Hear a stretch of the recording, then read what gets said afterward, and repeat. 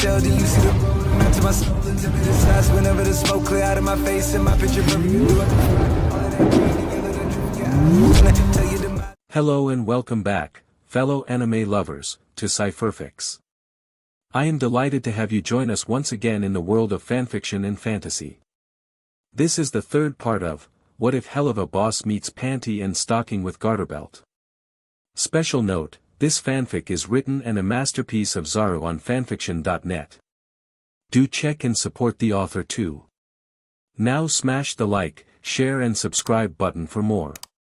Also press the bell icon so that you never miss such great parts. Thanks for the introduction. Now let's dive into the world. He pulled into the lot, carting in and parking next to Verosika's caddy. His security team was already assembled, sitting on their various vehicles, smoking and shooting the SHT. They saw him step out and got to their feet, standing at attention. They were an even mix of sinners and hellhounds, the latter of whom he knew from previous jobs. A huge, mean-looking mastiff hound appropriately named Titan and a sleek, elegant husky hound by the name of Io. Both could be relied upon to spot and end trouble before it started. The sinners, a tall cyborg humanoid and an incredibly muscular so stout I'm a barrel on legs, hippodemon, sent a respectful nod his way. Vortex honestly couldn't tell if they actually respected him or were so PSS terrified of Ozzy that they'd become sterling actors. Both? He didn't care one way or the other, he only cared that they did their jobs. You all know what we're up to here. Vortex said, holding up a quartet of folders, handing them out. These would have been emailed to you. They were, said Titan. Our job is to scope out the studio, get to know the layout, vet the staff, and guard the asset from Valentino's pervs. I've already mapped out egress and exits and scoped out muster points in case of an emergency, said Io, tapping on his phone before sending a text to Vortex, several edited pictures, a floor-by-floor layout of the studio, with red lines leading from the work areas to exits in each. Give that a once-over and let me know what you think. Vortex nodded, forwarding the pictures to everyone present. I trust you. Good work. Phew, the cyborg sinner whistled. You guys are good. Work with Valentino before? Don't have to, said Io. His rep is enough. I have, said the hippodemon, grimacing. He's earned it. Really? Yeah, the hippodemon grumbled bashfully. As talent. My screen name was Chode. Ever see Fat Ugly BSTRDS6? Oh, that was you. Titan said, floppy ears perking up. You look different with your pants on. I get that a lot. Vortex clicked his tongue, getting their attention. What can we expect? Well, Verosika isn't performing, yet. Just, he checked over the docket again. Composing a soundtrack. Right, so that means a lot of booth work and conferences, a lot of moving parts, a lot of people milling about. Not a lot of opportunity for Val's less restrained employees to exploit. Good news is, despite what you may think, Val keeps the actual Degans out of higher positions. Anyone who might go for a bite will be low-level. Sound technicians, lighting specialists, key grips, janitors, that sort of thing. Keep a hound on her 6 and one of us nearby, that'll scare him off. Good advice. We'll do that. He turned to the cyborg sinner. What about you? Got any experience bodyguarding or tuning F-airs like a radio? Bodyguarding? No, said the cyborg, shaking his head. But F-ing people up. Well. He raised his mechanical arm, the three-pronged jaws of life claw there opened up, revealing a glowing aperture. A second later a lightning-bright lance of energy cracked the air, obliterating a dumpster on the other side of the lot, sending a dozen imps scattering, screaming, wreathed in flames. Cool, huh? Vortex sighed, nodding, punting away a screaming flaming imp as he ran at him. If and when we need to blast our way out, you're our guy. Till then, keep the laser cannon under your hat. I take it you can fight? They don't call me the can opener for nothing. he said, snapping his mechanical talons. Vortex nodded, impressed. He was half expecting Ozzy to F him over in some way, but this team was pretty decent, all told. 2 professionals, an inside man, and some heavy artillery. All in all, not bad. Alright. Here's what's gonna happen, no fewer than 2 of us with Verosika at all times. I'll be scoping each area before we set up shop. 2 of you with her, I'll be there as well when I'm not scoping new locations.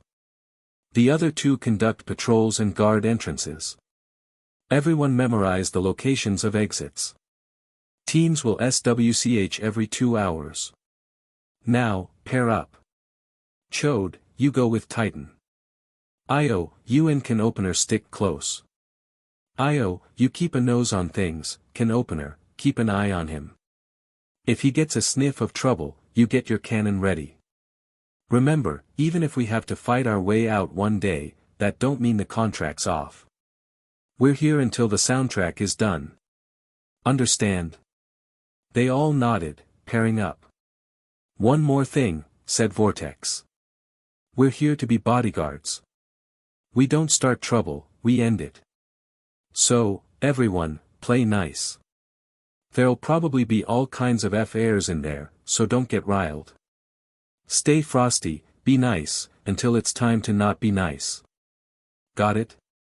Got it, Boss Tex, was the unanimous reply. Boss Tex? He thought, smirking. I could get used to that. The day passed reasonably well. Initially the odd lurker would try to sneak a grope, but Io and Can Opener made short work of that, quite literally tying the radish demon into knots. A few more attempts persisted until about 10 a.m., when Titan powerbombed a slobbering key grip into the concrete and Chode, in a shocking display of agility, leapt high into the air, his head brushing the 30-foot ceiling, and performed a flawless 450-degree splash. The handsy key grip vanished beneath the 8-foot-tall hippocinner's 1-ton bulk in a splatter of BLD, awful, and other unmentionables. The V's, to their credit, simply cackled and called up the janitor. After that, things went smoothly. Verosika discussed the script with the writing staff while they explained the overall mood the scene was going for, so she could convey that with her music. She called them a bunch of limp diversions for refusing to reframe the first hatefuck session as a semi-non-con scene.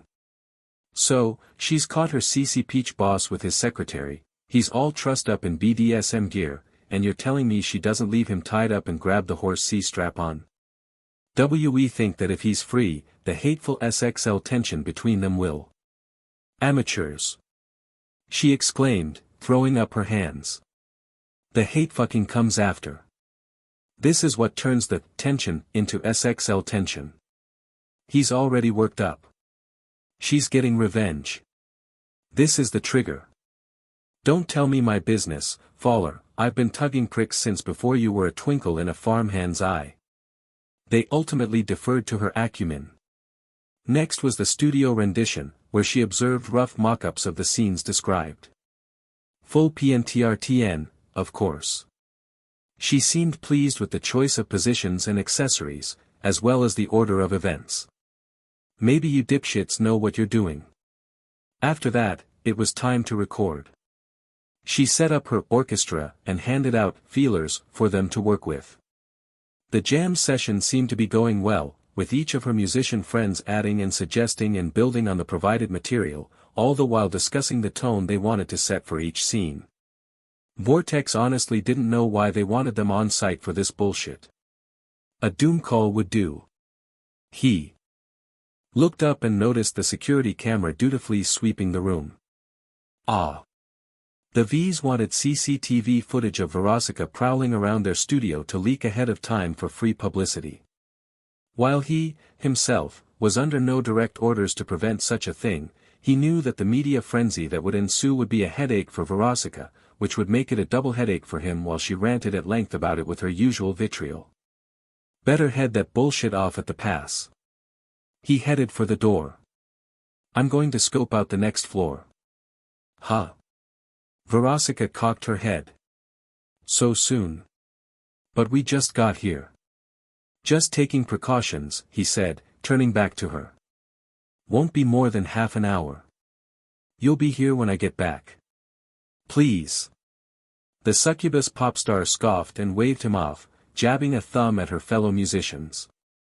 If these chumps don't start bringing their A-game, we'll be here all night. A Baphomet guitarist scoffed, strumming a few notes.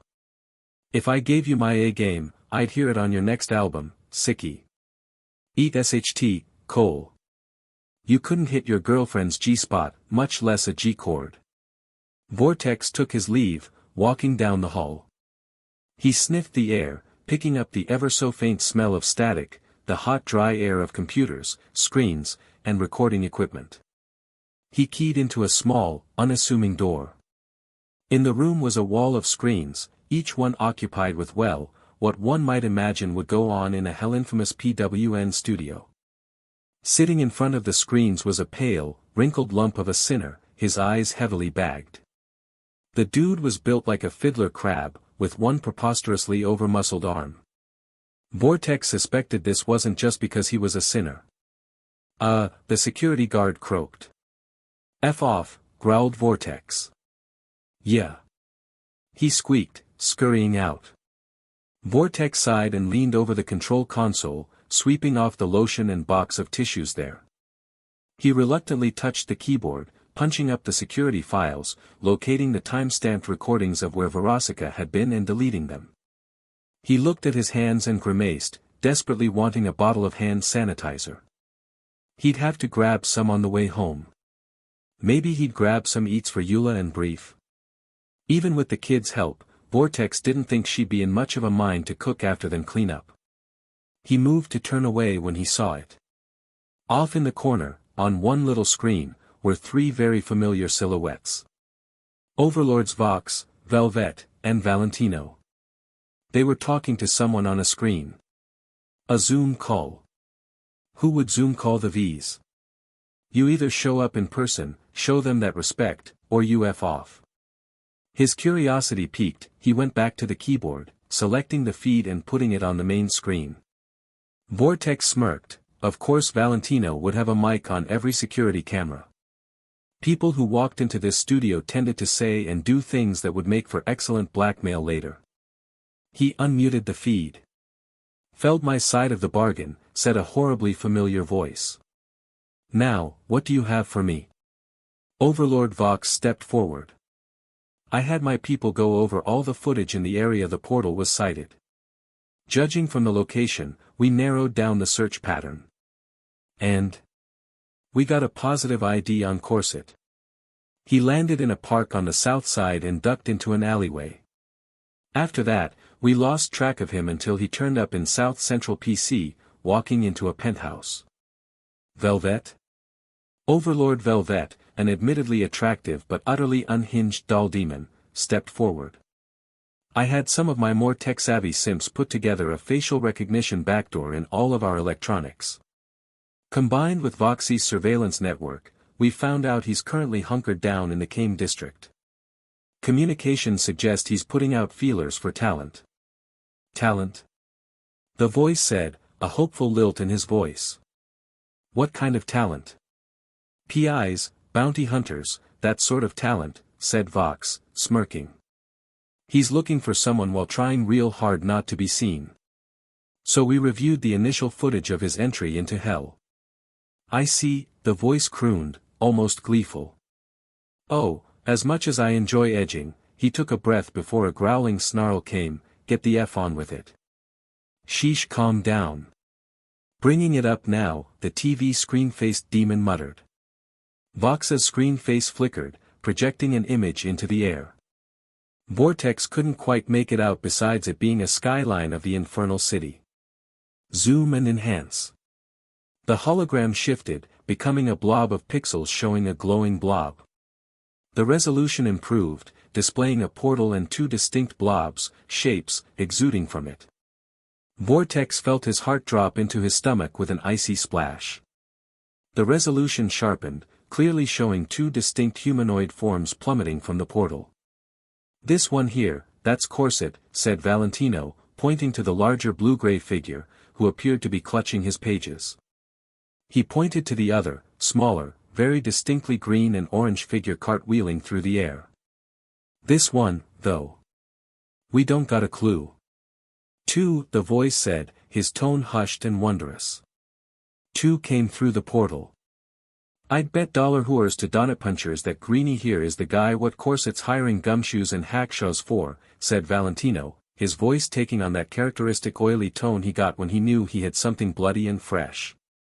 For a little extra, why, we could get some guys on the case ourselves. Quite unnecessary, said the voice, his tone flat and dismissive. I've debased myself quite enough by associating with you peons already. Verosica will complete your soundtrack and that will be all.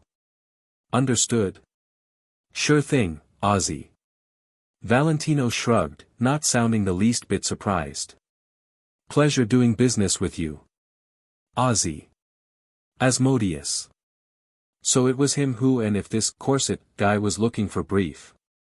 In the interests of doing further business, we'll give you this one for free, said Vox, switching off the hologram and adjusting his bow tie, giving a shark-toothed grin. While we weren't able to dig up any further info on John Doe, we can tell you where we calculate he landed. Oh no. Imp City. East Side. Ozzy gave a hair-raising chuckle, his eyes glowing on the screen. Much obliged, Vox. Who knows? If this venture of yours pays off, maybe I could get Sicky to compose your next soundtrack. Until then. The screen went black as the call was terminated. The V's turned away from the computer, grumbling and chatting amongst themselves. Think we should follow up on this? Val asked, sneering at the dark screen. If Ozzy's interested, it's gotta be juicy. Getting a lil leverage on a deadly sin.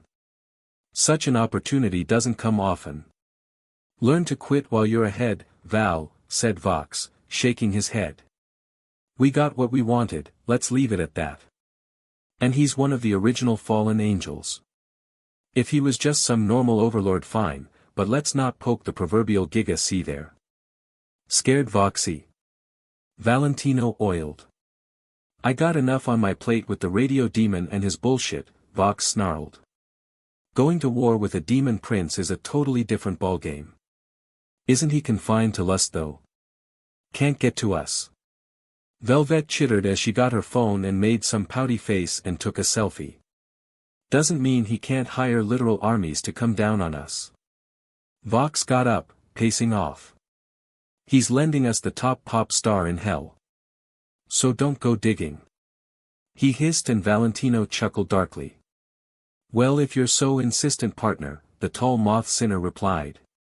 Shame, said Velvet, huffing in. Disappointment. This lil mystery is gonna drive me nuts. Vortex didn't hear a word. His heart was thundering in his ears like a death metal drumbeat. Asmodeus knew Brief was in hell, knew where he landed, and he would come looking for him, or hire countless thugs or enforcers to hunt for him. The kid was important to the King of Lust. For what reason Vortex couldn't begin to guess, but quickly decided that the hows and whys didn't matter a flea's pages. He had to get him out of hell, and fast, before they all found themselves on the wrong side of a deadly sin. Vortex picked up his phone and called the only person he could think of, Luna. And so the good Lord said unto me, Forgive the transgressions of thy neighbor, for I forgive yours. Garterbelt called out to his congregation. Give them your love and they unto you shall be given love in return. For the good Lord's name we say. Amen. The congregation yelled back, and the muscular black priest bathing in splendor and awe as he held out his Bible. Sunday Mass in Dayton City has become so much better now with the threat of ghosts having been extinguished. He has been riding high ever since Corset and that fallen bee Angel Stocking have been defeated. Soon heaven will give him his reward, and he will be free and be accepted into paradise at long last. Mass soon came to an end, and the towering priest shook the hand of every single attendee present as they came up to shake his hand, donate into the tithe box, and take in a piece of bread and a sip of wine. The Afro priest kept that smile on his face, conversing with each member as they said their goodbyes and would depart from his hallowed house of God. Father Garterbelt.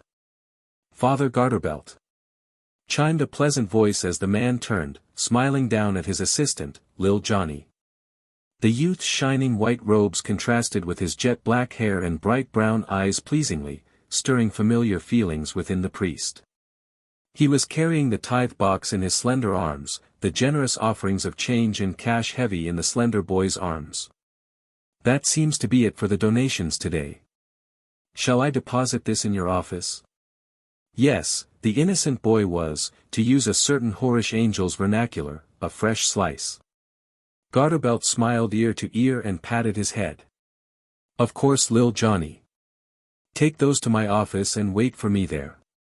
I have an important lesson I wish to impart on you, as a birthday present." He was 18 years old today, not that one could tell by looking. A late bloomer, fresh, youthful, and, most importantly, considered a legal adult by the Dayton City Police Department. "Choke on that, pigs." "Oh, wonderful. Thank you, Father Garterbelt," he said, trotting away to the back of the church as Garterbelt sighed. Things have been calming down. Panty was out and about doing whatever the hell she wanted, and Brief is back with his old man, living the good 1%er life. The Demon Sisters, allies that they were residing in Oten City, trying to find their own path after they betrayed their MSTR in Corset, and not in the usual LOLCK kind of way demons tended to screw one another over. No, he very much doubted Scanty and Knee Socks could ever show their faces in hell again after what they pulled, lest said faces get sewn into tea cozies. Pity Brief didn't come by much anymore. He did like being around that boy quite a bit. The lad demurred from his charms, but if his long life had taught him one thing, it was the value of patience. If only that SLT angel hadn't broken the lad's heart so completely, or strung him along a bit more before doing so, Brief could have found solace in the comforting arms of good old Garterbelt. Alas! Quite the rousing sermon, Father Garterbelt. The voice that broke him from his ruminations was flat, cool, almost deep. It was such a pleasing voice, the priest could almost ignore how it didn't echo at all in the empty, cavernous church hall. He turned, spine tingling. Sitting in the corner of the church rows in the shadows where the sun's rays from the windows did not touch, a young man sat wearing a white suit with a black tie, hands interlocked across his legs. His hair was blonde like the sun, his eyes hidden under his bangs. "Ah, well, I'm glad to impart the wisdom of the Lord to all of his children," Garterbelt said proudly, hands behind his back. He didn't expect someone to stick behind. Did he need advice? Counsel? Hope he doesn't take too long. Johnny was a fine boy but getting older by the second, and he didn't want to keep him waiting for his first ever lesson. "Can I help you, sir?" "We shall see. You sermonize with vigor, Father, although I wonder," the man said, raising his head so Garterbelt could see his face. His eyes were as striking blue as the Arctic Sea, and every bit as cold and merciless.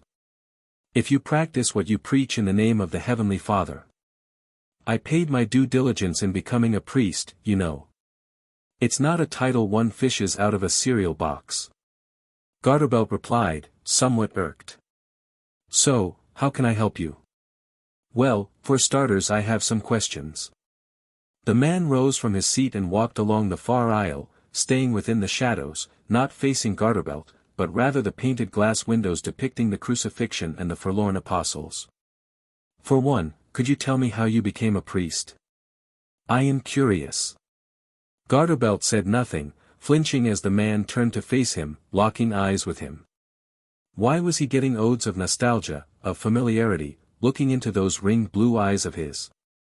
"I did my missions and service to God. There, the truth. And it was true. He did serve a mission, and he's in the service of God until such a time as he was accepted into paradise on high. NEF in day now, heaven. I see, and, tell me, did you accomplish them all? Every last one?" "Excuse me." The man walked up to the pulpit, looking up to the looming crucifixion, sighing. "Astounding, isn't it? His forgiveness and generosity. He is, truly, my better I will freely admit to lacking the resolve it takes to sincerely forgive, he mused to himself. His life was cut so short, while you have lived unto perpetuity and throughout the centuries. The blond man turned his gaze to Garterbelt, who shuddered as he felt his blood run cold. And yet, time and again, despite the gifts and boons our Lord has bestowed upon you, gifts he denies his most ardent followers, you have failed. Over. And over. Again. Why is that, do you think? He asked, tilting his head. Okay, who the hell are you? Garterbelt snarled, flexing his fingers. His Gatling gun was still hidden in his afro, Old Painless was locked and loaded. It's clear you know more about me than the average jabroni around here. That means you're either a demon who figured out how to enter a church or his eyes snapped open. Yes, Garterbelt. The man folded his hands behind his back, smiling ever so confidently. I am an angel, sent from heaven on high. Garterbelt's eyes narrowed. So you're the same as my two sisters. He tilted his head, that soft smile etched onto his face. The ones you were assigned to watch over. To handle. To wrangle, so to speak. Garterbelt's eyes rose, and he could see it. The eyes. The hair. There's no mistaking it. The resemblance was uncanny. So you're Panty Stocking's brother? I am, the angel replied, turning towards the altar, ever so slightly looking over his shoulder. And I have come here to ascertain their status, and deliver unto you your reward for your mission. What? You guys had to have known what was going down here. Garterbelt said. I mean, I get notes and notices from heaven all the time. So why come here yourself? This guy was starting to give him vibes. Bad ones.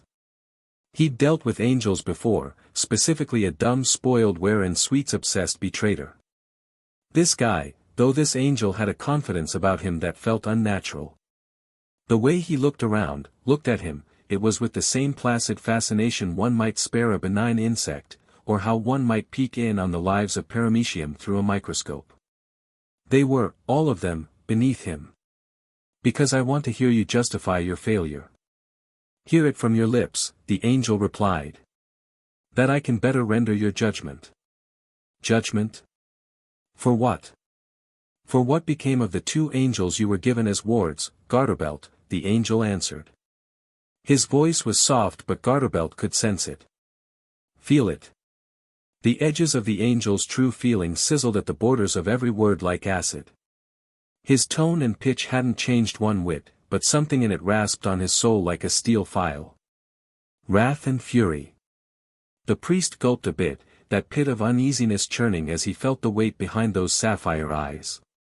Well, we were able to stymie the ghost crisis in Dayton City, but there were complications. Panty got cut up into exactly 666 pieces by Stocking, who went rogue and became a fallen angel. The blonde nodded, giving distressingly flat MHMs as he spoke. The priest continued, so, me and a few others went to Oten City to confront her and her new ally, a demon named Corset. It was tough, the BSTRD had more ghost factories than expected, but we were able to come out on top. Indeed. The gateway to hell opened in Dayton for mere moments, and in Oten City it was on the verge of being opened once more. The angel nodded. Continue. Well, we managed to put a kibosh on your sister, Stocking. That by I mean, girl.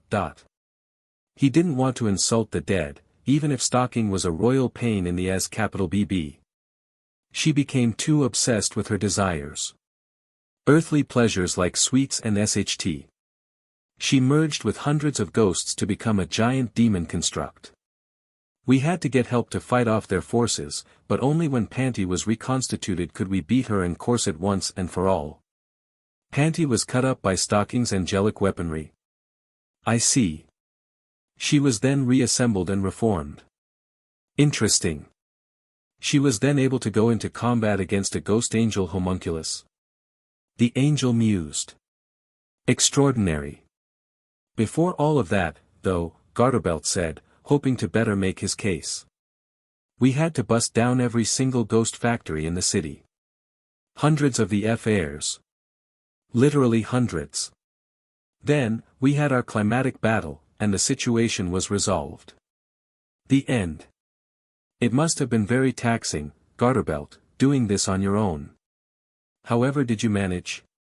The angel asked, his smile, for the first time, was flagging, now closer to a sardonic sneer. The angel bade him to stop. He walked over to the front table and tore off a piece of bread, crossing his heart with his hand and taking a bite. He turned back to Garterbelt, silently beckoning him to continue. Well, I couldn't do it solo, I had help. Chuck came along. Had a human boy help us too, and Garterbelt remained silent, and the angel's smile returned. A human boy. Interesting. And who else? I imagine slaying ghosts on your lonesome must have been difficult. Impossible, even, he purred, taking a small step towards Garterbelt with each statement. A less charitable man might presume you had other vectors by which to accomplish this feat. Indeed, without the use of holy weapons, a less charitable man might assume you utilized unholy methods. So you know about them, do you? Garterbelt growled, throwing away the pretense. The demon sisters. We do now. Hard to ignore them given their contributions to philanthropic endeavors on top of their demonic residue. Their plaques are on just about every single art donation du jour. The angel added, his face placid, his tone calm, but his disgust suffused every word, bitter like bile as he smiled. For a man of the church to work alongside them. My. Shame. Shame. What a terrible shame. Garterbelt gritted his teeth. What choice did I have? They wanted revenge for being used like PWNs by Corset, and we needed the best fighters we could get. Not our fault heaven didn't send, well, you. Dayton and Odin City was to be Panty and Stocking's assignment for redemption. I can clearly see that they manifestly failed. The angel replied, his voice didn't raise one octave, didn't shift in timbre. Hell, his words didn't even echo. But Garterbelt could feel the bubbling fury, the indignation, the outrage, in every syllable, vibrating in his soul like plucked harp strings. If they had a proper moral guardian to shepherd them, to teach them, then maybe my sister would not have continued on her debauched escapades. Had they proper guidance, perhaps my other sister would not be dead and in hell. Garterbelt said nothing, sweat beading on his furrowed brow. I see we have reached the crux of the issue, he said, the smile on his face serene, his tone as soft as spring rain. All right buddy, you've made your point, you're pissed. So, pardon my language, but Garterbelt glared at him. Heavens never sent a DLVRY boy to peckerslap me before, so cut the bullshit, what do you want? If you insist, the angel replied, holding up a hand, finger extended. 1. The location of my wayward sister, Panty.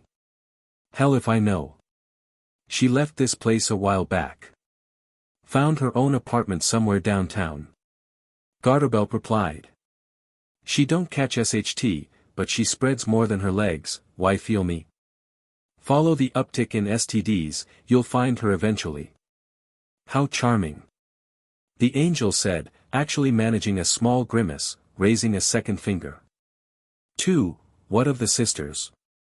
Last I heard they're still in their penthouse mansion these days, trying to get their affairs in order. Penthouse. Upscale living.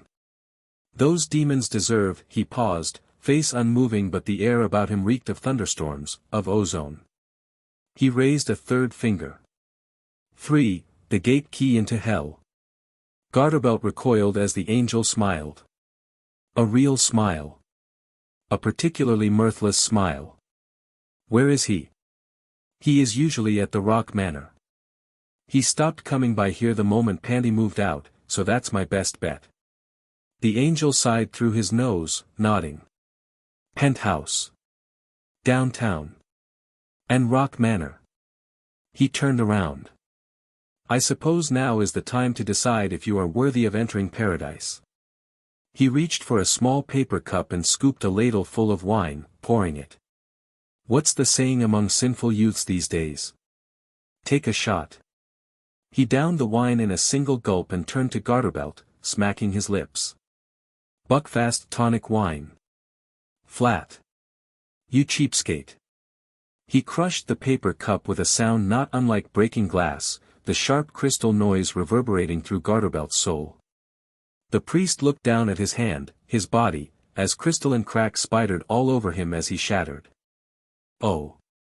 My. The priest exploded like a Rupert's drop, pulverized red shards cast into the air, catching the light like BLD red glitter. Good. Chuck was roused from his sleep by the large cracking explosion.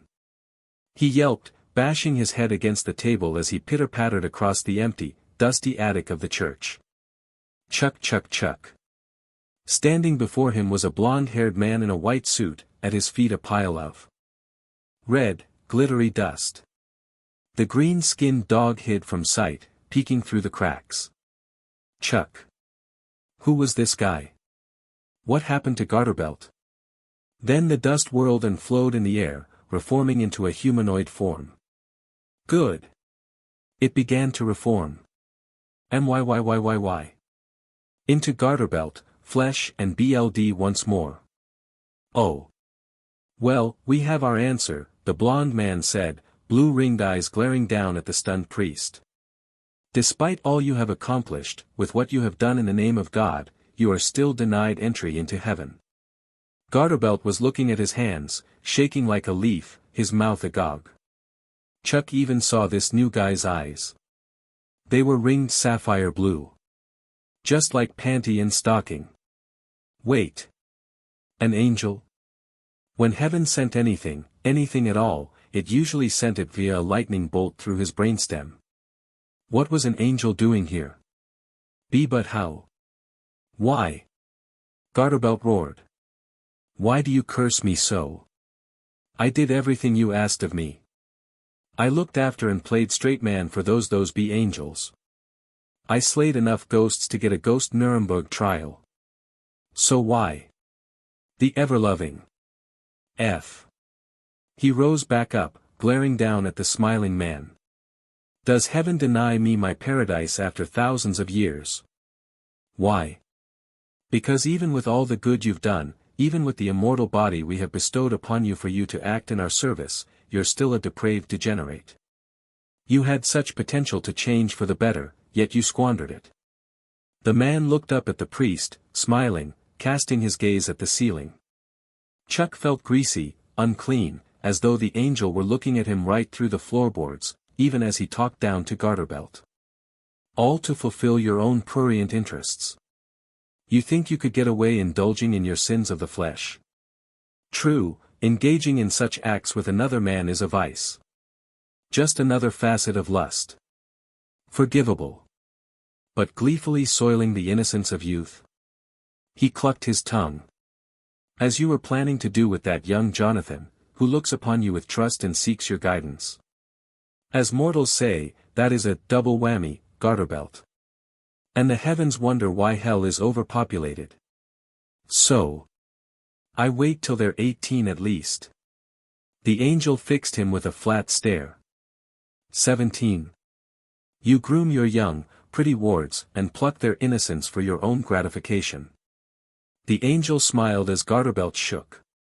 After such manipulation, does their age really matter beyond legal minutiae? What the hell am I supposed to do? I have needs, you know. I follow the good book. I may not be celibate, but I always ask forgiveness. He cried out, trying to defend himself. Repeatedly. How often a soul can be forgiven for the same sin, I cannot say. However, frequent lapses into SDMY are the least of your crimes, Garterbelt. The man smirked, and tilted his head. You allowed Stocking to fall, and in turn my sister was wounded in the process. You did nothing to curtail the influences of this fetid realm, did nothing to teach or guide or even persuade them to anything approaching a righteous path. They wouldn't listen to me. Making them go out to fight ghosts was like pulling teeth. Immaterial, the angel replied. But you were assigned to guide them, as a proper priest would. You have an immortal body to withstand any abuse they may have thrown your way. You were uniquely equipped to handle their foibles, and yet you failed. As you said, Garterbelt, you did not become a priest overnight. Nor did Stocking fall overnight. Her sins and desires grew and festered under your watch, to the point she surrendered herself to them and fell. He shook his head and sighed wistfully. What a waste. What a waste.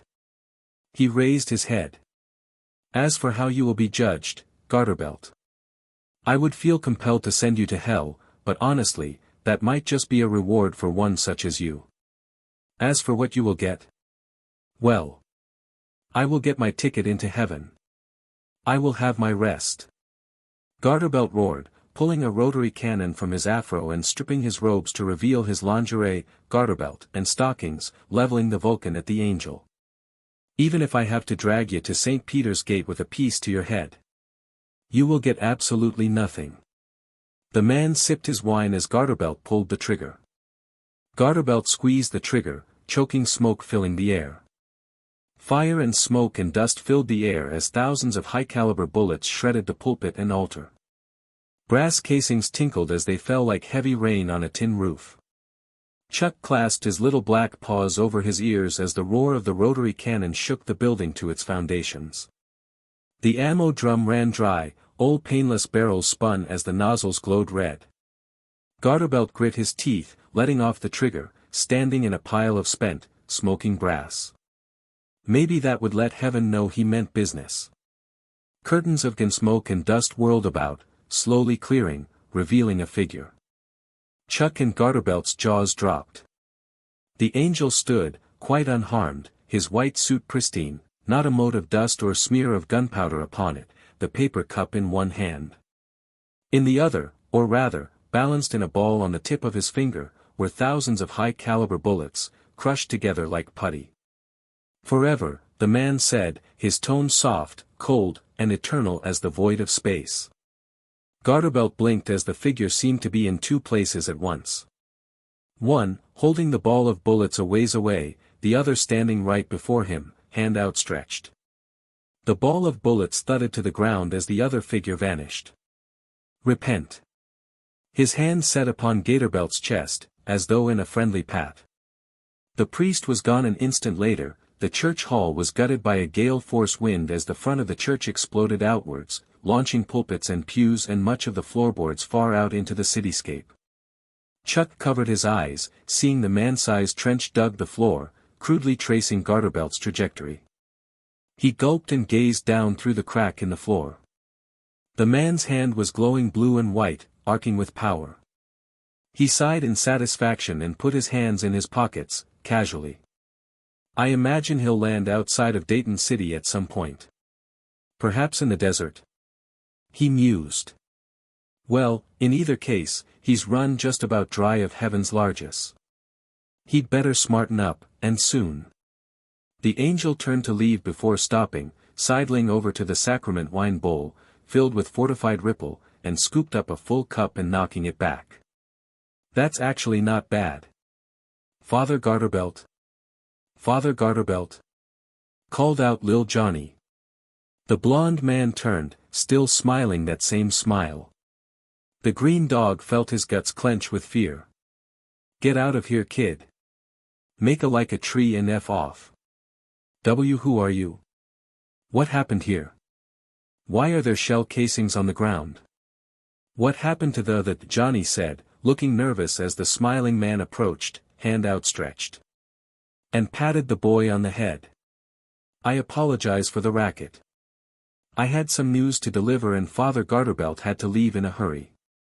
He has pressing business in Odin City, the man said, smiling serenely. The whole front of the church is gone, Lil Johnny muttered, shocked. He was in a very big hurry, said the angel, pulling out a checkbook. His business there will take time, I'm afraid. Here's a check to put into the church bank account. It should cover the costs of repairs and continued upkeep of the church grounds. In the meantime, Lil Johnny, Father Garterbelt has placed his trust in you to guide the faithful of Dayton City in his absence. Really? But he was going to give me a private Bible study session. How can I be ready? I can assure you, my child, the man purred. You've learned all you possibly can from Father Garterbelt on the subject of righteousness. Should you have any questions, might I suggest reading the good book and prayer? He reached to the side, giving him a Bible. Read from it, learn from it. It will let you hear God's words in your heart. He set a hand on the boy's shoulder, looking rather content and satisfied. Do so with faith and you'll be a priest, too, one day. As Father Garterbelt has shown us, anyone can spread the word of God. Anyone? He asked, eyes wide in awe. Indeed. Now, return to your parents, my boy. The man patted him on the shoulder. I shall contact some contractors to fix this place up. Who are you, exactly, mister? Why, I am the landlord. This may be a house of God but, well, bills are bills and taxes must be paid. You know how it is. The blonde chuckled a bit as he guided the child out the door. Chuck scrambled from the slit in the wall and towards the window out looking to the rest of the parking lot outside the church. The boy waved happily at the man as he ran over to his bicycle. The angel waved back as the boy rolled down the winding path. Chuck watched him as he stood on the curb. A luxurious white stretch limo rolled up the street, slithering up the curvy road like a serpent, its long body actually bending with each swerve. The white limo rolled to a stop and from the driver's seat came a rather gruff-looking man with fiery red hair, looking nothing like the svelte blonde but possessed those same blue-ringed eyes. His suit was messy and untucked, tie loose and haphazard. The scraggly redhead opened the door for the angel. Chuck Chuck Chuck F. The green dog gibbered. This wasn't good. Blondie over there clearly had it out for Garterbelt. Even a long-suffering creature like Chuck knew that throwing someone hundreds of kilometers over the horizon was no affectionate gesture. Worse yet, his tone of voice indicated a similar level of venom towards the demon sisters and even brief. And Chuck actually liked them. Sure, he wasn't the biggest fan of Fastener, but he grew to tolerate that perv little mole rat over the past year and change. And the demon sisters didn't try to kill him every other minute as the anarchy sisters did. Nisox actually fed him a few times. And Brief was the only one to. Chuck Chuck. The patchwork dog ran down the stairs, scrabbling through the ruined church before scampering out the side door and into the woods. He had to get to Fastener and the sisters fast. These angels weren't playing around. So yawned a female voice as the blonde-haired man sat in the back of the limo. He saw her resting in her pajamas, clinging to her form with cute white and blue polka dots, her long straight pink hair curtaining her face. Her blue-ringed eyes were drowsy, lidded, dark rings beneath them, as though she'd been awake for years. The girl smacked her lips. Why'd you even have me out there with onesie? Since when do you need a sniper, Boxer? Boxer smiled serenely. We had no way of knowing if Panty or even the sisters were there with him. Besides, didn't it feel good to get outside for once, Pajama? I'd rather be watching cartoons, Pajama yawned, her head lolling to the side. Anyway, how'd it go? It went well.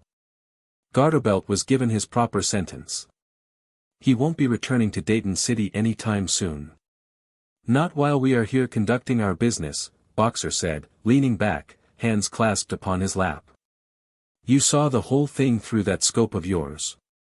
So, the driver sat down, grinning with shark teeth through the rearview mirror. Where to now?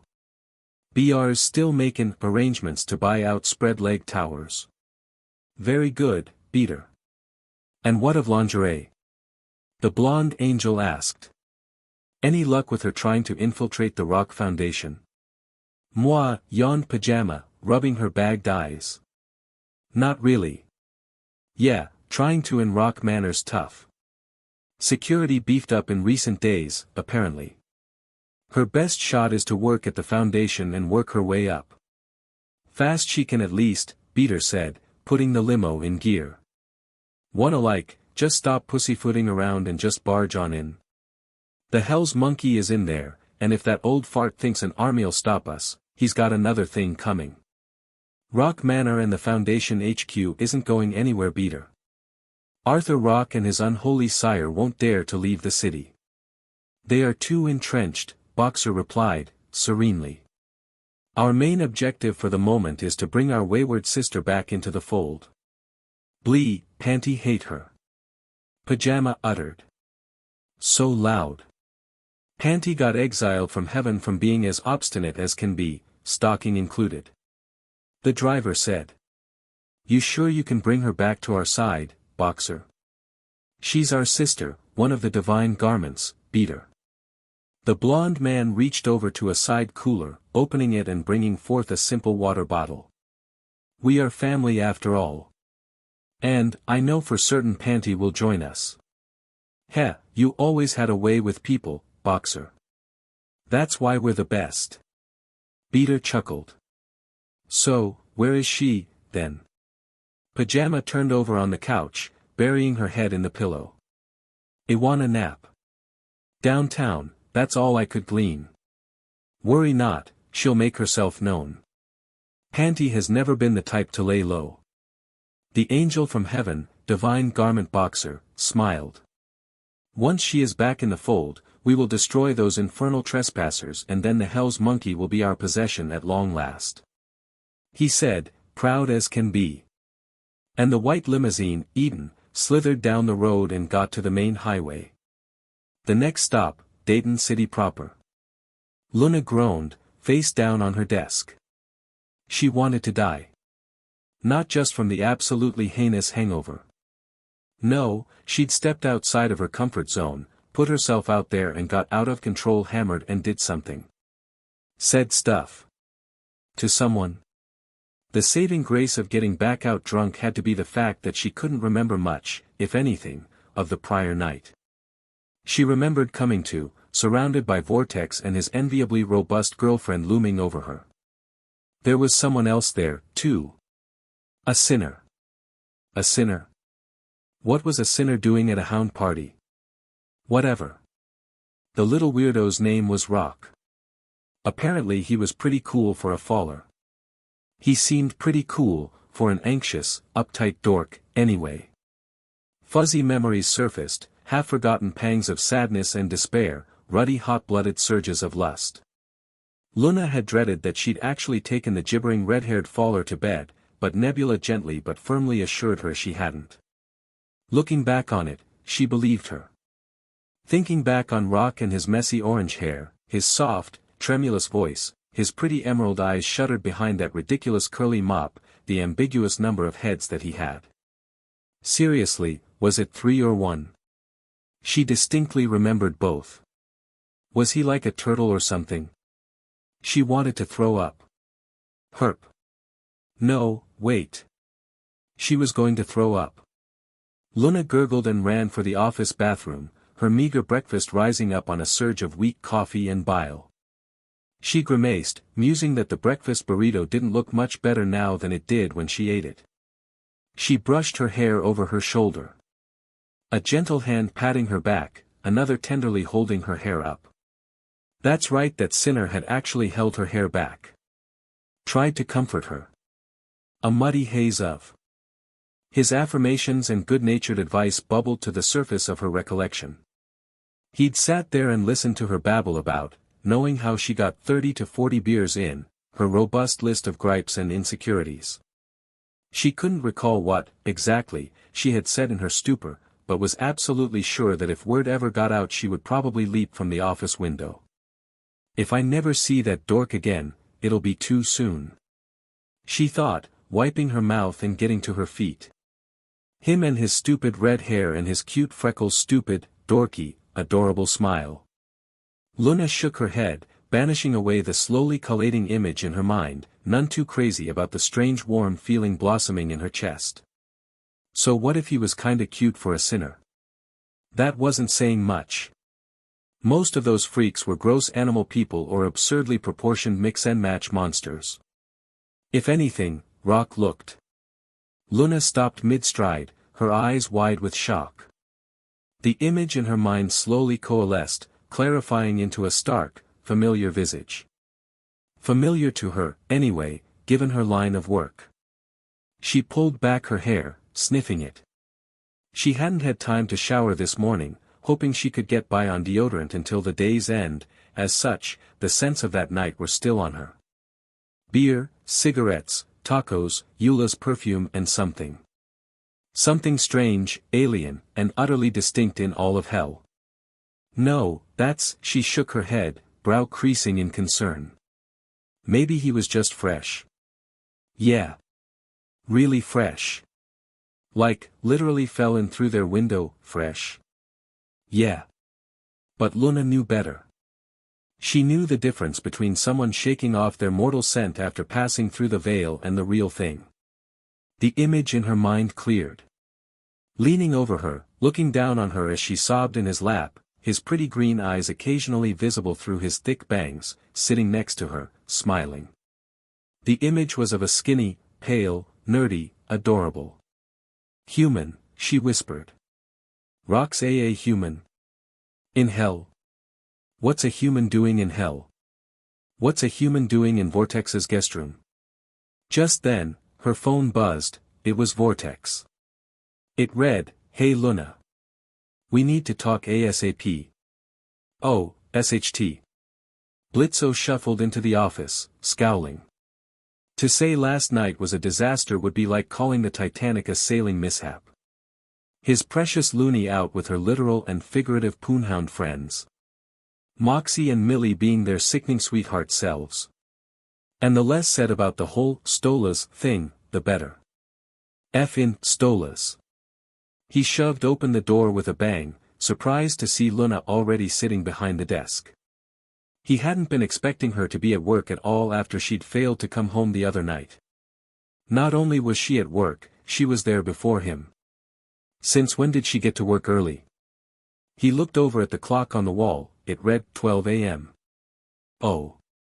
Guess I slept in. He turned to her, forgetting his frustration for a moment upon seeing her wretched state. Looney. Geez. Are you okay? Luna looked horrible. Her fur, usually meticulously styled, was mussed, tangled, and unkempt. Her usually bright red eyes were deeply bagged and somehow even more red. All in all, his baby girl looked how he felt. Do I look okay? She grumbled. Blitzo wanted to rush over and pester her for details, but between his own emotional hangover and Luna's very, very standard hangover, he let it pass. He'd save his fawning for later, when she would be less likely to literally bite his head off. Well, got pick me UPS in the desk. Help yourself. Right blee. Wait, if it was noon, then where the hell were M and M? On cue, a glowing blue portal opened up and out hopped the happy couple.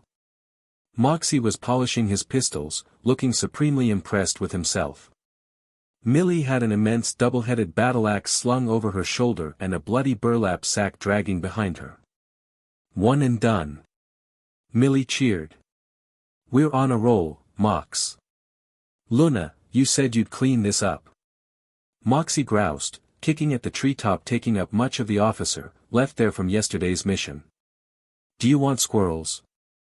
This is how you get squirrels.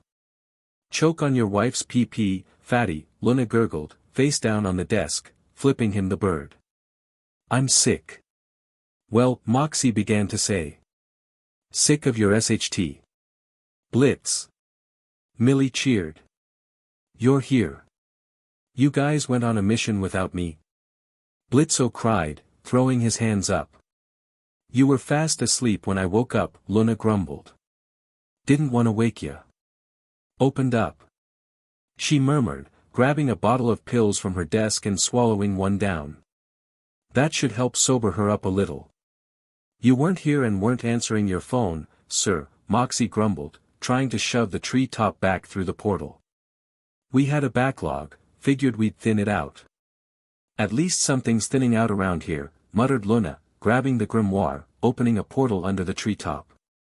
Moxie yelped as he almost fell through the portal, Millie scooping him up at the last second. Hey! Moxie said, pointing at the closing portal. Was that our living room? Was it? Luna said, rolling her head on the desk to look at the incensed imp, a snide smile on her face. I was aiming for your bedroom. Moxie growled as Millie set him down, walking over to Blitzo. Don't worry, Blitz. We still have our 1 p.m. in Paris. Ah, Moxie swooned. Such culture. Oh, right, the frog hunt, said Blitzo, mollified.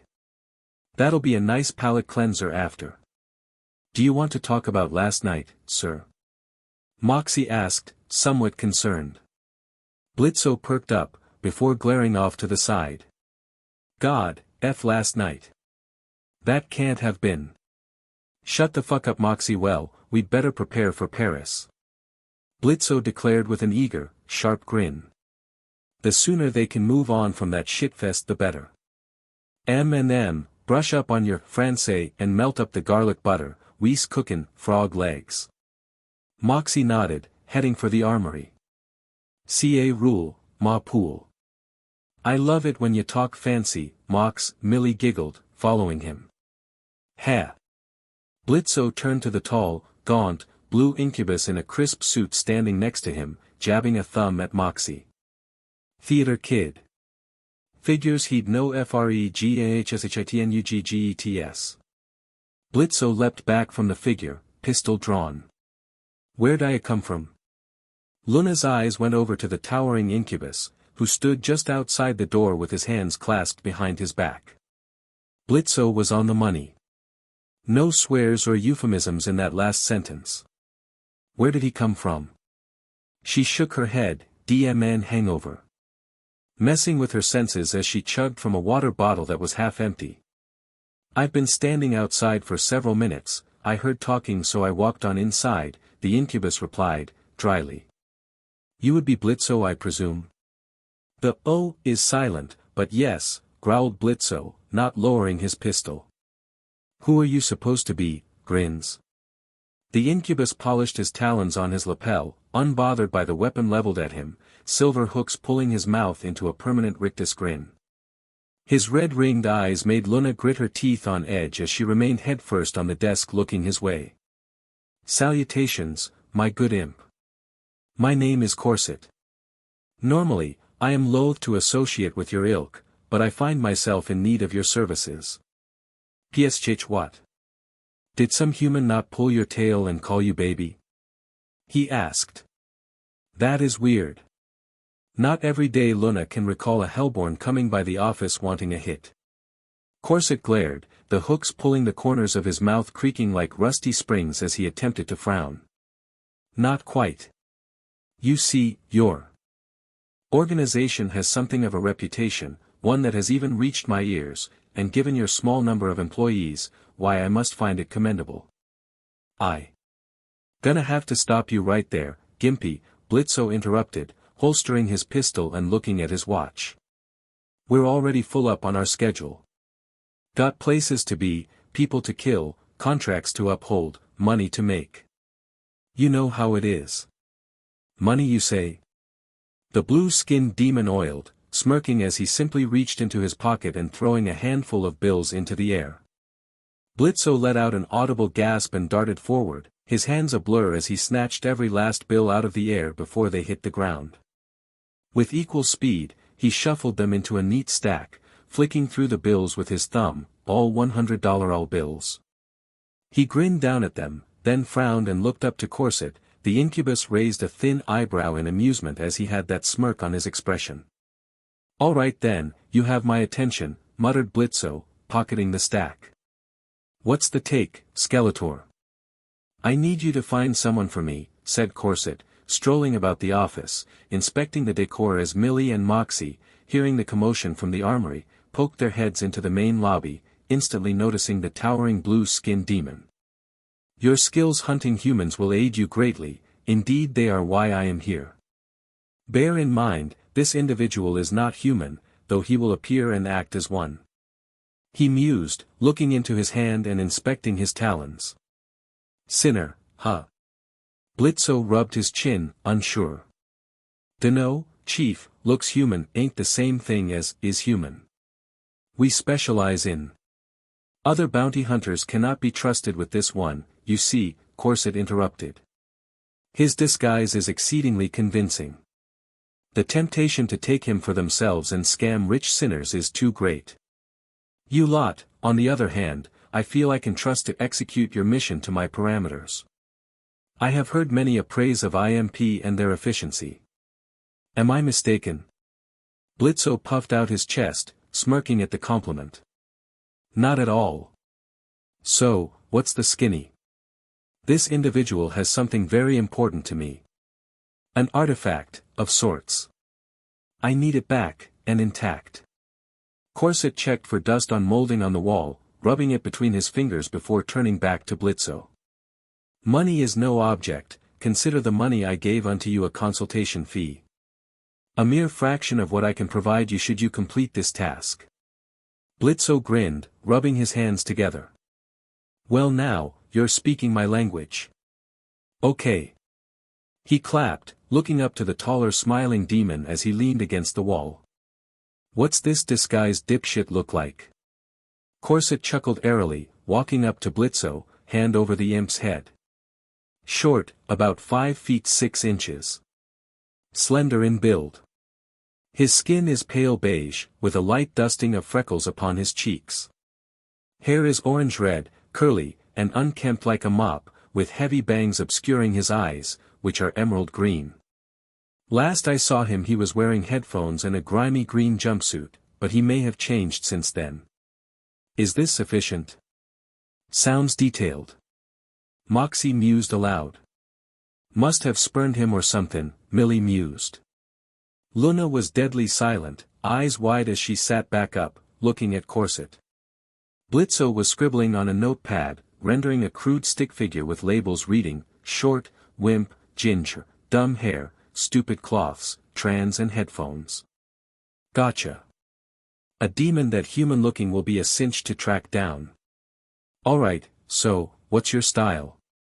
Sniper rifle? Knife? Decapitation? Poison?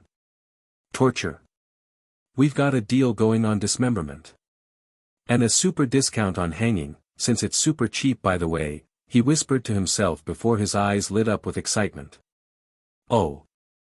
I can give you half off if we dismember him horse style. He pulled out a sketchbook with a human being pulled apart by several different horses with ropes, limbs going in multiple directions with a little cartoon Blitzo riding one of them with glee and rainbows. I've always wanted to try this. Rest assured my man this effer will be good as dead by sundown. What? Dead? No. Corset exclaimed, alarmed, before reining himself in. No no no no. No dismemberment. No killing. This individual must be delivered to me alive, unspoiled, and intact. This is imperative. He hissed, eyes wide and desperate before he calmed down. OTSSS, Blitzo hissed, slicing the air with his hand. Sorry, grins, that's a deal-breaker. See, we're the immediate murder professionals, not the immediate catch-and-release professionals. Instead of IMP we would be ICRP and that would only open the door for us to be called ICRAP Susu, he clicked his tongue. Sorry, I'm gonna have to pass on this job. Corset glared at him, red eyes narrowing as he pulled out a checkbook. I reiterate, money is no object. Blitzo sighed and shook his head. And our reputation is priceless. Besides, last time we took a job that didn't involve killing. Set a lot of things on fire. Sorry, smiles, no go. Once bitten, twice shy, that sort of SHT. The incubus breathed hard through his nose. You're making a grave mistake, imp, spat Corset, folding his hands behind his back. I will make you rich and powerful beyond the dreams of avarice. Completing this mission will set you up as a pillar in the foundation of a new order. A minor god in the new creation. Blitzo stared vacantly, eyes blinking out of sequence. Moxie and Millie looked back at each other and then at the incubus. Corset scoffed. I can plainly see I'm wasting my time. Very well. If you won't join me in my ascension, someone else will. Corset sighed in disgust, shaking his head, before pointing to Luna. You there. Dog. Wanna earn a milk bone, lassie? Luna gawped at the tall demon, her eyes wide, harrowed, white fur paling somehow. Oh God, here comes another. She squeaked, greening before scrambling for the bathroom. She closed the door, groaning and retching so they could hear her from the other side. What's wrong with her? Corset said, bemused. Eat someone who didn't agree with her. Wouldn't be the first time, grumbled Moxie. My precious Looney just, ate a bad breakfast burrito, said Blitzo, chuckling. She'll be spewing from both ends all day. Not hungover at all. Corset's hooked lips curled in disgust. I'm not sure what I expected, coming here to treat with you animals. I take my leave of you. Good day. With that, Corset stormed out of the office, grumbling. Luna felt ill again and went to the sink to wash her face. The cold water helped. Snobby KNKY power bottom smuff skinned, Blitzo grumbled, turning to his associates. Alright, as soon as Looney stops punishing the toilet, we're gone. You two ready? Millie, Moxie said, concerned. Didn't that guy seem familiar? Yeah, Mox. Like I've seen him before. But where? I've seen that smile before, but Moxie snapped his fingers as the recollection came to him. Aussies. Remember, Millie? In the foyer, there were a bunch of pictures of Asmodeus on the wall. That demon, Corset, was in a lot of them. Yeah. She exclaimed, pointing at her husband, giggling. You pointed at him and said I've heard of forcing a smile, but that's ridiculous. He. Riveting, Blitzo uttered, unamused as he snappishly, clapping his hands and getting his attention. Anyway. We got a job to do and Frenchies to kill. Looney. You feeling alright, sweetheart? Fine. Luna staggered out of the bathroom, typing on her phone. Gimme a sec. Luna staggered out of the bathroom, setting her phone down and opened the book, reading the arcane text. An instant later a portal shimmered open and the imps departed. Hope you feel better, honey. Blitzo called out. Okay gang. I had a real shitty night and I'm gonna blow off some steam and kill some cheatin' hookers, art defacers, some cop pigs and protesters as IMP is not political, we just kill whoever we are hired to kill. So in that case. He whipped out his flintlock pistol as a portal opened up, revealing the skyline of Paris. Blitzo cackled and leapt in. Allons-y. It's E. Moxie said as he followed after, carrying a sniper rifle and some rope. It's Allons-y. Don't forget that political bigwig too. That client lady wanted him to get the gut-buster treatment. Millie chimed before looking back to Luna. See ya soon, Luna. Yeah girl. Hope you feel better. See ya later, love you. Blitzo called out before the black-haired imp girl went on through and Luna closed the portal. Me too, she muttered, looking at her phone. On it a text read, when 5 p.m. MP, he replied. A long thoughtful pause passed before he wrote, more signs appearing on the text screen. I know how this is gonna sound, but can we take a look at that freaky book? It's important. Understatement. Luna scoffed, typing, yeah sure. I think I know what's going on. You do. It's about rock, right? Not over text. They could be watching. A chill raced up her spine, She said aloud. See you soon. Be safe, Luna. Thank you so much. She blushed at this. Knex by. With that, she set her phone down on the table, rubbing her temples. My life. She went to her phone again, and remembering what Moxie said, how he looked like someone they saw in lust, she went to Moxie's Sinsticker. Blocked. Rolling her eyes, she went to Millie's page instead and saw their feed of pics. And on one of the selfies was them posting before the great demon rooster that was Asmodeus, posing for a painting and surrounded by various demons in suits. There he was. In all his red-eyed blue-skinned lip-hooked glory to the side, corset as he smiled and glared to the audience, right by Asmodeus' side with his hands behind his back. She gulped, and went to pop back more pick-me-up pills. This day just couldn't get any worse. Brief sighed as he picked up ever more trash. Eula and Tex had done a bang-up job cleaning up the place after the party, but it had been a big party. Trash and litter hung about, of course, pawprints of mud and dried booze and sticky surgery mixed drinks scattered hither-thither. Used red Solo cups, used paper plates, used napkins, used condoms. People had fun last night, and no mistake. Brief blushed as he picked up a pair of panties with some tongs and placed them in the garbage bag. He doubled back over the dining room, scanning about for any more litter and filth, finding none. He grabbed the mop and bucket and set about cleaning the floor. The warm sudsy water slopped about, purging the hardwood and tile of the mess. He thought back to the night before as he set about the busywork. To her. Luna was her name. She was tall, really tall, and sleek and lithe to complement her wolfish visage. Done up in a pretty red and black dress styled after a spider's web, the girl had style. The way that dress accentuated her figure, her long, strong-looking legs that trailed up into her wide, hourglass peach, the pert, rounded bump of her rump. He flatly reminded himself that the girl he was daydreaming about was a gigantic werewolf-looking creature literally from hell itself. When she snarled or bared her teeth, she looked like something out of a crazy high-budget horror movie.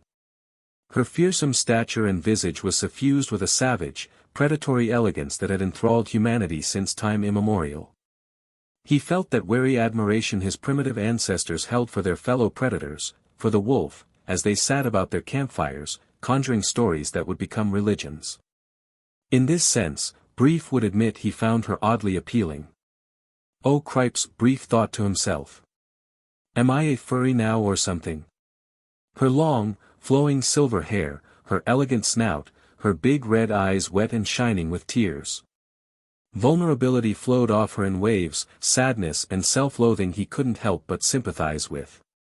Behind her size and wolfish, dangerous appearance, Brief had found an insecure young woman.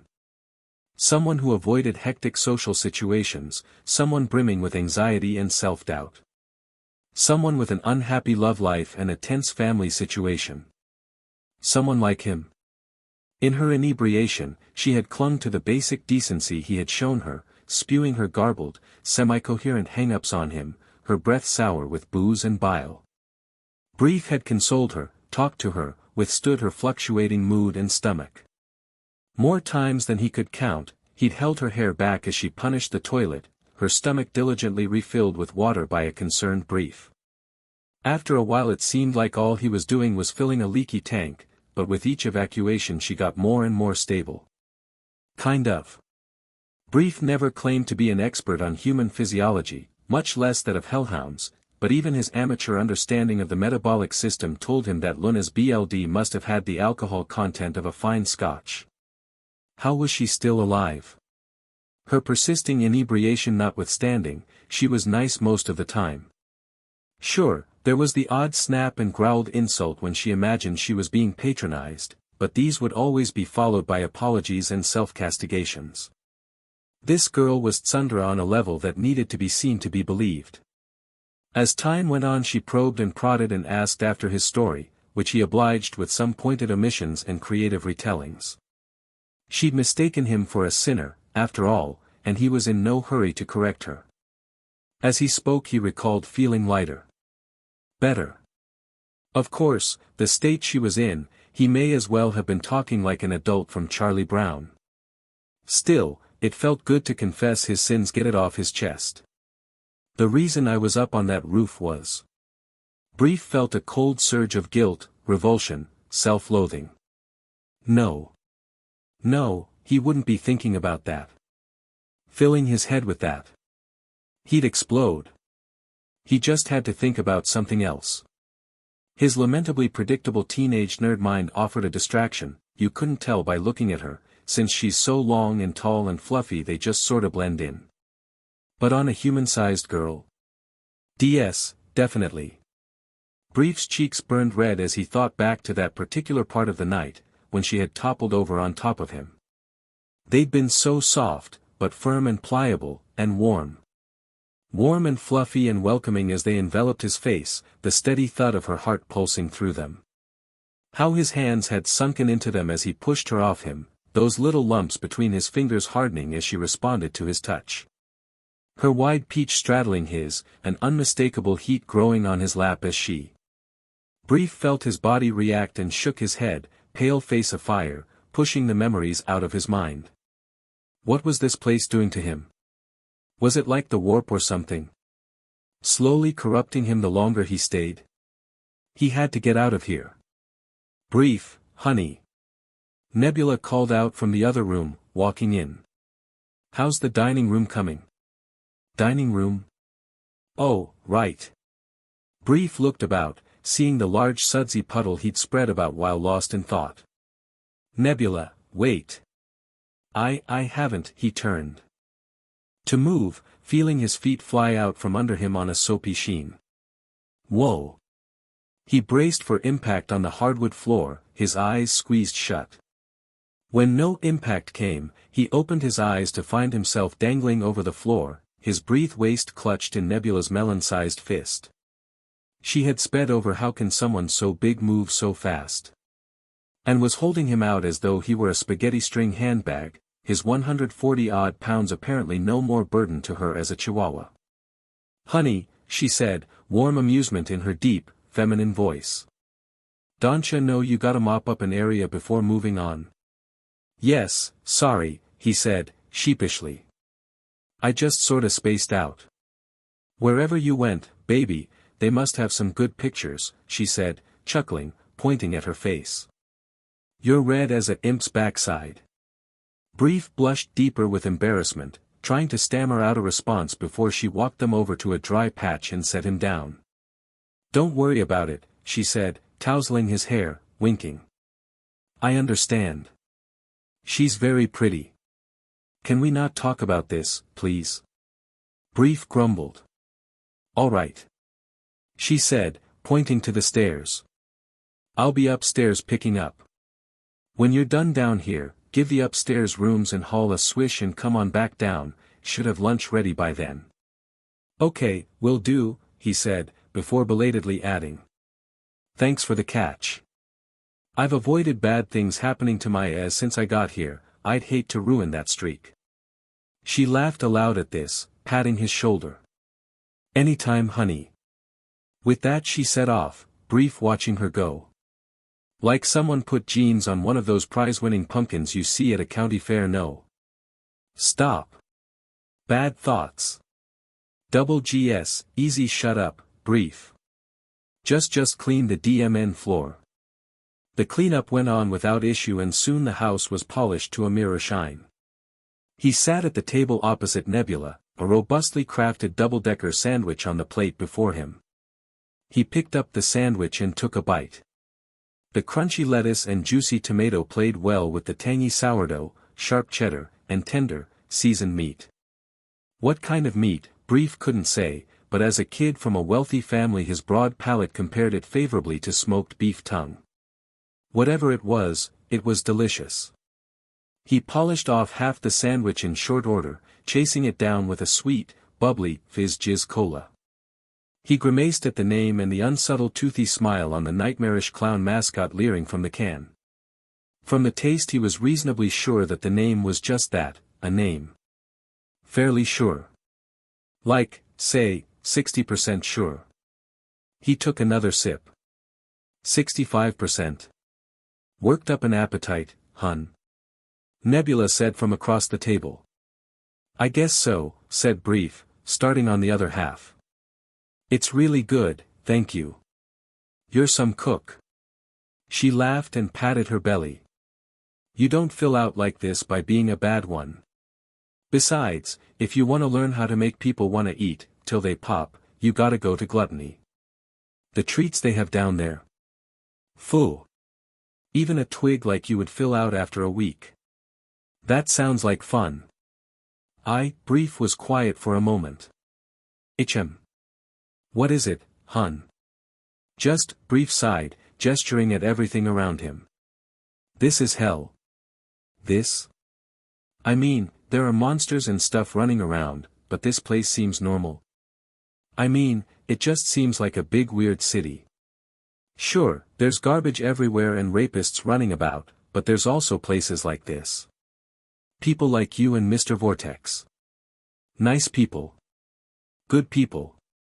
I dunno, I was expecting Hellraiser or the Warp, not Dayton City during Anthrocon. Or LA during Halloween. Or Detroit. Oh, honey, said Nebula, shaking her head. There's plenty bad out there. Me and Tex. We're lucky. Very lucky. We're strong enough to protect ourselves from most, and connected enough to defend against the rest.